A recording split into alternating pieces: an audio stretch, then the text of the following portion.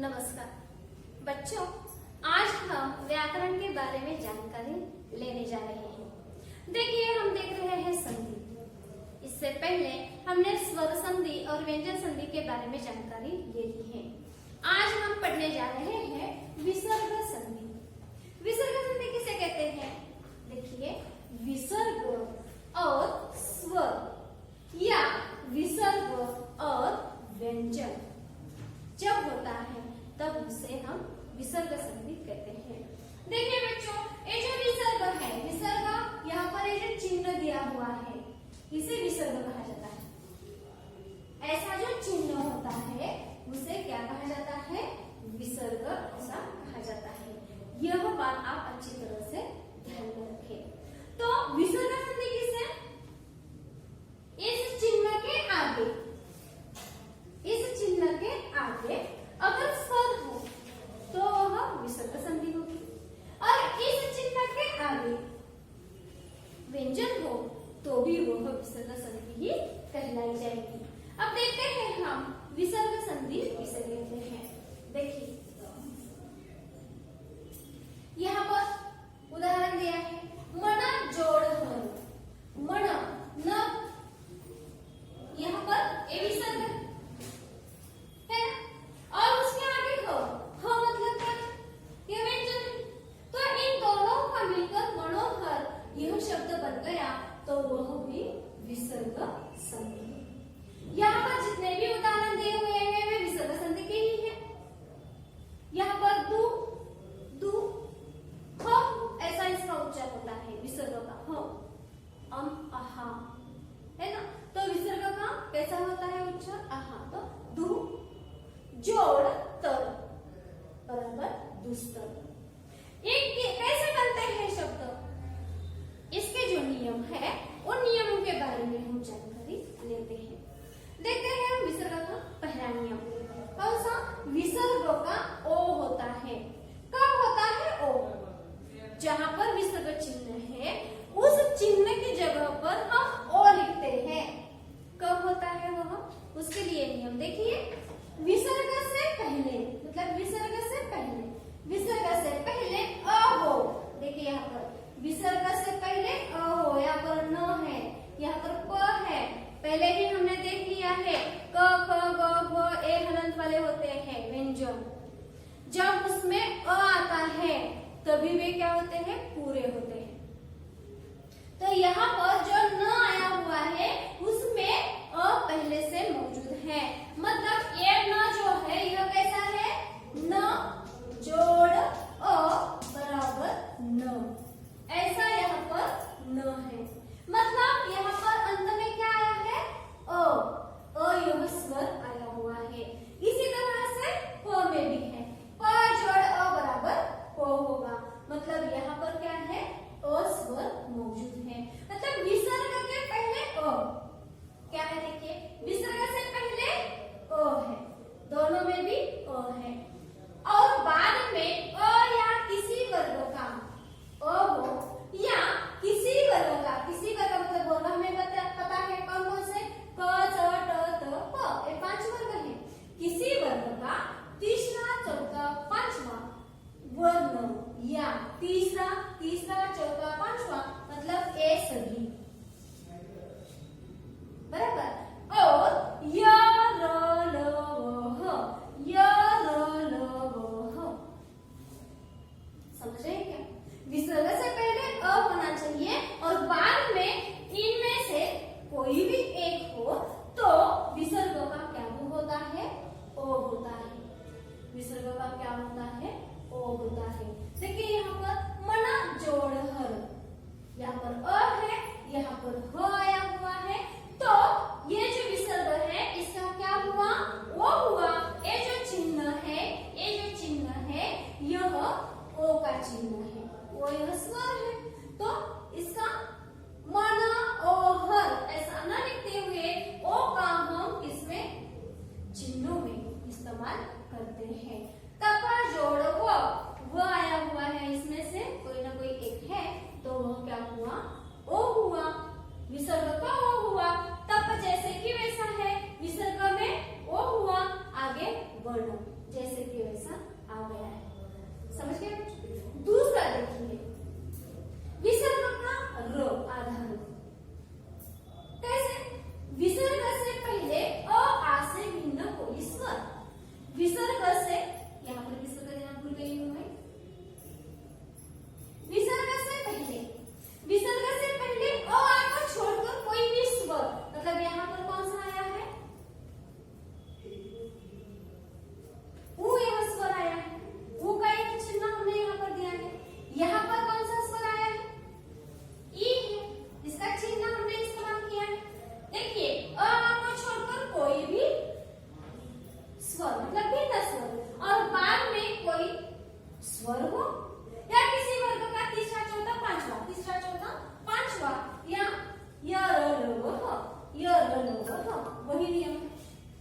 यहाँ पर क्या है, अ आगे है, पहले अ है और यहाँ पर अ आगे छोड़कर कोई है, बाद में कोई स्वर हो या तीसरा चौथा पांचवा ये जो क्या कहते हैं वर्ग है इसके वर्ण हो या ये अलग में से कोई भी हो, तो ये जो विसर्ग है उसका क्या होता है, आधा र होता है। देखिए दु दु जोड़ बल, दु जोड़ बल उसका क्या हुआ, दुर्बल। ध्यान में रखिए बच्चों, आधा र किस तरीके से लिखा जाता है, यहाँ पर आधा जो र है यह 5 प्रकार से लिखा जाता है। कैसे, देखिए यहाँ पर ग्रह मतलब ए चिन्ह हुआ, दूसरा है गृह, यहाँ पर यह चिन्ह हुआ, तीसरा है ह्रस्व, यहाँ पर यह चिन्ह हुआ, चौथा है सर्व, यहाँ पर यह चिन्ह हुआ, सर्व हो गर्व हो। अब अंतिम है ट्रैक्टर, यहाँ पर ट्रैक र का यह चिन्ह है। देखिए 1 2 3 4 5, इन 5 प्रकारों में आधा र हम लिखते हैं। तो यहाँ पर देखिए दो जोड़ बल, आधा र आया, दुर्बल, यहाँ पर सर्व है ना, ऐसा चिन्ह यहाँ पर हमने इस्तेमाल किया है। दूसरा देखिए नी जोड़ उत्तर, नी जोड़ उत्तर, अ से छोड़कर ई यह स्वर आया हुआ है, आगे उ यह स्वर आया हुआ है, इसमें से कोई नहीं है लेकिन स्वर आया हुआ है, तो इसका क्या हुआ, निरुत्तर। यह जो है र आधा, आधा र उसमें उ आया, मतलब यह र पूरा हुआ, इसी तरह रु आया, र को उकार आया, निरुत्तर ऐसा हो गया है। बराबर।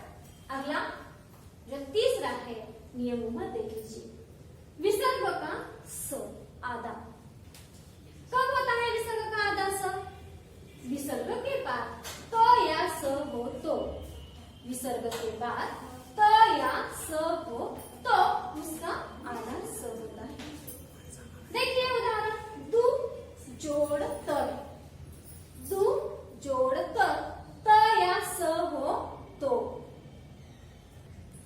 देखिए दु मतलब यहाँ पर विसर्ग है और उसके आगे त आया है, विसर्ग के बाद त या स हो तो क्या होता है, विसर्ग का स होता है, आधा स। तो देखिए यहाँ पर दु जोड़ त आया तो इस विसर्ग का आधा स हुआ है और आगे त र जैसे कि वैसा लिखा है, इसी कारण यहाँ पर हुआ दुष्कर। यहाँ पर देखिए मन जोड़ ताव, मन जोड़ ताव, यहाँ पर क्या है, विसर्ग है और उसके आगे तो है, तो इस विसर्ग का आधा स हुआ और यह बन गया मनस्ता। क्या बन गया, मनस्ता। अगला देखिए चौथा नियम, विसर्ग का शो आधा शो कब होता है, विसर्ग से पहले। यहाँ पर मैंने विसर्ग लिखा है लेकिन यहाँ पर सिर्फ चिन्ह से आपको मैं बता रही हूँ, इसे विसर्ग ही कहते हैं। विसर्ग से पहले कोई स्वर, विसर्ग से पहले कोई स्वर, यहाँ पर कौन सा स्वर है, बिल्कुल बराबर ई है, ह्रस्व ई, क्योंकि ये जो नी है, नी है जो वर्ण विच्छेद है वह हम कैसा करते हैं, न जोड़ ई, मतलब क्या होता है, नी। तो यहाँ पर अंत में क्या आया, स्वर आया है ना, विसर्ग से पहले कोई स्वर है मतलब ई है और बाद में च छ श, बाद में च छ श में से एक हो, तो यहाँ पर क्या आया है, च आया है। बराबर, च आप कहेंगे ई है, नहीं, क्योंकि ची बराबर क्या होगा, च जोड़ ई, तो ची होगा, इसी कारण पहले क्या है, च है, मतलब यहाँ पर क्या है, व्यंजन। बराबर। देखिए यहाँ पर नी जोड़ चिंत बराबर निश्चिंत, देखिए नी जोड़ चिंत बराबर निश्चिंत। यहाँ पर दूसरा जो शब्द है वह देखिए, हरि जोड़ चंद्र हरिश्चंद्र, यहाँ पर देखिए विसर्ग से पहले कोई स्वर, यहाँ पर कौन सा स्वर आया हुआ है? ई, यह स्वर आया हुआ है। हमने यहाँ पर देख ही लिया है। उसी तरीके से यहाँ पर भी र जोड़ ई बराबर क्या है? री है। मतलब यहाँ पर जो है वो स्वर आया हुआ है। और इसके बाद क्या है? च छ श में से च आया हुआ है। यहाँ पर च जोड़ अं, मतलब क्या हुआ है? च। मतलब इसके पहले जो है वो च ही है। मतलब ये जो स्वर है, स्वर के आगे कौन सा व्यंजन है? च यह आया है। इसी कारण इसका शब्द क्या बन गया? हरिश्चंद्र। समझ गए बच्चों? देखिए अगला 5वां नियम कौन सा है? विसर्ग का श आधा है। विसर्ग का श कब होता है? विसर्ग के पहले ई या ऊ हो। विसर्ग के पहले मतलब विसर्ग के पहले विसर्ग के पहले ई या ऊ हो। बाद में क ख ट ठ क ख। ई या ऊ पहले हो और बाद में क ख ट ठ क ख। देखिए यहाँ पर हमने व्यंजन मतलब रखे ही है। इसी से हम समझते हैं विसर्ग के पहले ई या ऊ और बाद में क्या? क ख ट ठ और प फ। मतलब च छ और त थ नहीं, क ख ट ठ और प फ बाद में हो। और पहले ई या ऊ हो तो क्या होता है? उसका आधा श होता है। देखते हैं हम उदाहरण से। नि जोड़ का। नि ये जो है विसर्ग, इसका हम ह के रूप में उच्चारण करते हैं। नि संस्कृत जब आप पढ़ते हैं तब वहां पर अच्छी तरह से जो विसर्ग है इसका उच्चारण हमें पता चलता है। नि जोड़ का। यहाँ पर न जोड़ ई है। मतलब विसर्ग के पहले ई है। नियम में क्या कहा है? ई या ऊ होना आवश्यक है। ई है। आगे क्या है? क ख ट ठ या प फ। उसमें से कौन है? क आया हुआ है। इसी कारण यहाँ पर उसका क्या होने वाला है? श होने वाला है। तो नि जोड़ का क आया है। इसी तरह यहाँ पर देखिए श आधा हुआ, विसर्ग का श आधा हुआ और जैसे कि वैसे अगला शब्द आ चुका है। विसर्ग का रूपांतर आधे श में हो चुका है। अगला देखिए वह भी ऐसा ही है। यहाँ पर भी नी ई आई हुई है। आगे व है, क ख ट ठ प फ में से एक है। इसी कारण यहाँ पर भी ये विसर्ग गया है और यहाँ पर उसका आधा श बन गया है और शब्द बन गया निष्पाप। समझ गए बच्चों? इस तरीके से ये जो विसर्ग का स, श और श किस तरह से बनते हैं यह हमने देख लिया है। इसके आगे के जो नियम है ये अभी हम देख लेते हैं। देखो बच्चों, हमने स, श, श के नियम देख लिए हैं और बाकी के जो नियम है अभी हम देख रहे हैं। देखिए इसका अगला नियम है विसर्ग का लोप। देखिए विसर्ग चिन्ह जो है यह हमें पता है किस तरह से विसर्ग चिन्ह है। तो इसका लोप मतलब वह नष्ट ही हो जाता है। मतलब वहां पर रहता ही नहीं। कब होता है विसर्ग का लोप? यदि विसर्ग से आगे अ या आ हो। यह चिन्ह या का है। अथवा यदि विसर्ग से आगे क्या हो? अ या आ हो। और विसर्ग के बाद विसर्ग से आगे अ या आ हो। आगे से आप पहले भी कह सकते हैं। यदि विसर्ग से पहले अ या आ हो और विसर्ग के बाद कोई भिन्न स्वर हो तो विसर्ग लुप्त हो जाता है। विसर्ग के पहले बाद में नहीं, पहले ही ध्यान में रखिए। अ या आ हो। अब यहाँ पर शब्द कौन सा है? अतः। देखिए अतः शब्द कैसा है? ऐसा है।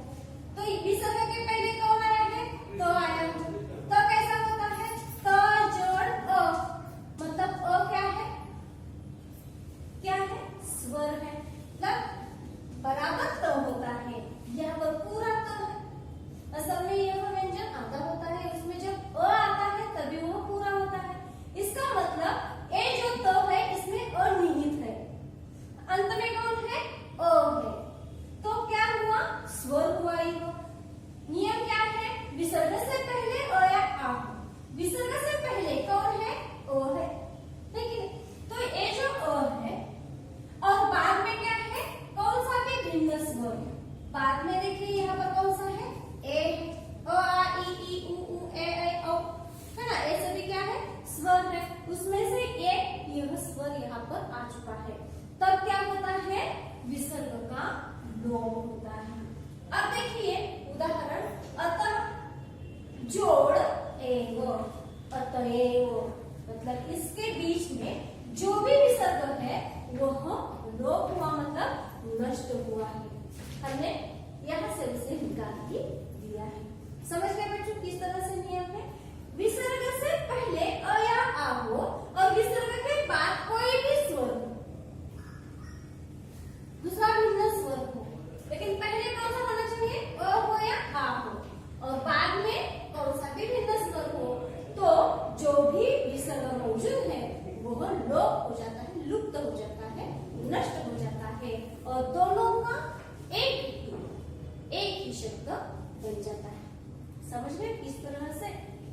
देखिए यहाँ पर हमने स्वर मौजूद है कि नहीं यह देखने के लिए यह उदाहरण दिया था। आगे देखिए दूसरा नियम, पूर्व स्वर दीर्घ, पूर्व स्वर दीर्घ और विसर्ग का लोप कब होता है ऐसा, यदि विसर्ग के आगे र हो तो विसर्ग जो है उसके आगे र हो तो विसर्ग लुप्त हो जाता है और उस विसर्ग से पहले का स्वर दीर्घ हो जाता है। देखिए विसर्ग के पहला कौन है, नी है। नी कैसे बना हुआ है, न जोड़ ई बराबर नी, मतलब अंत में कौन है, ई है।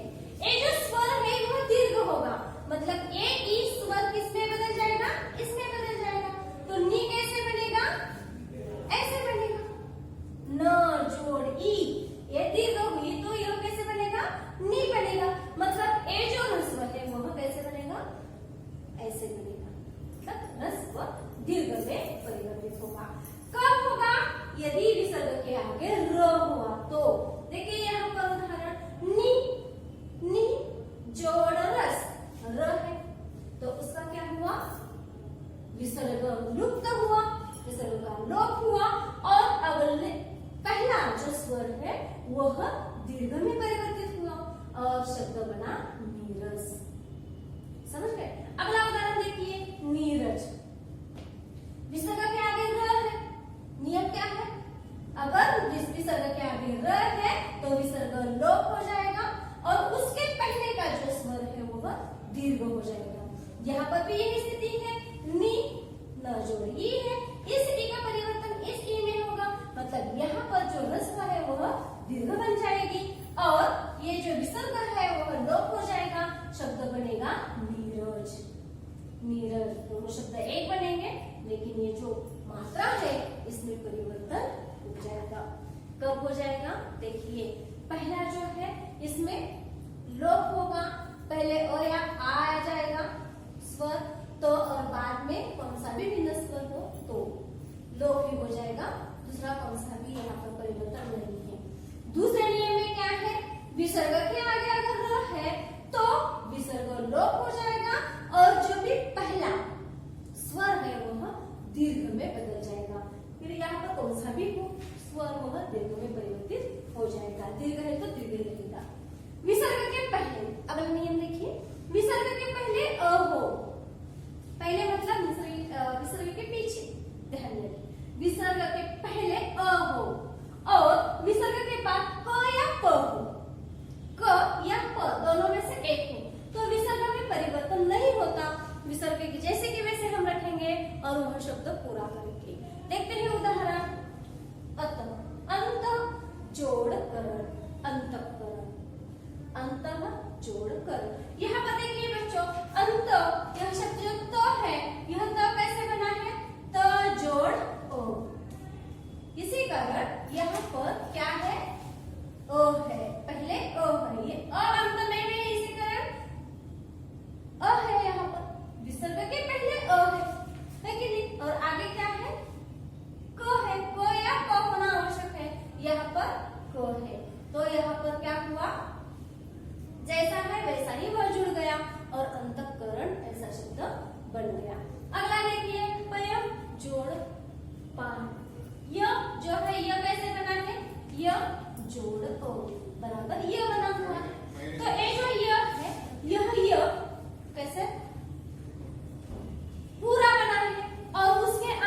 वो आया हुआ है। इसी कारण ये जो शब्द है जैसे कि वैसा हम लिखेंगे, सिर्फ ये जो चिन्ह है उसे हम निकाल देंगे। अगला देखिए अध जोड़ पतो। अध ध कैसा बना हुआ है, ध पहले आधा है, बाद में उसमें अ आ गया है तो वह पूरा ध बन गया और जैसे कि वैसा वह विसर्ग सहित एक ही शब्द बन गया है। अगला और अंतिम देखिए उदाहरण राष्ट्रकार। तो पूरा तो है, इसका मतलब अ अंत में है और कार मतलब क या क में से एक आ चुका है तो वह भी पूरा शब्द बन गया। सिर्फ ये जो चिन्ह है उसे हमने निकाल दिया है, विसर्ग सहित हमने यह पूरे शब्द लिख लिए हैं। समझ गए बच्चों? इस तरीके से हमने संधि इस विभाग में स्वर संधि, व्यंजन संधि और विसर्ग संधि इसके बारे में अच्छे तरीके से जानकारी ले ली है। जितना भी मैंने लिख कर दिया हुआ है वह आप अच्छी तरह से लिख लीजिए और आप और भी उदाहरण लिखने की कोशिश कीजिए। धन्यवाद।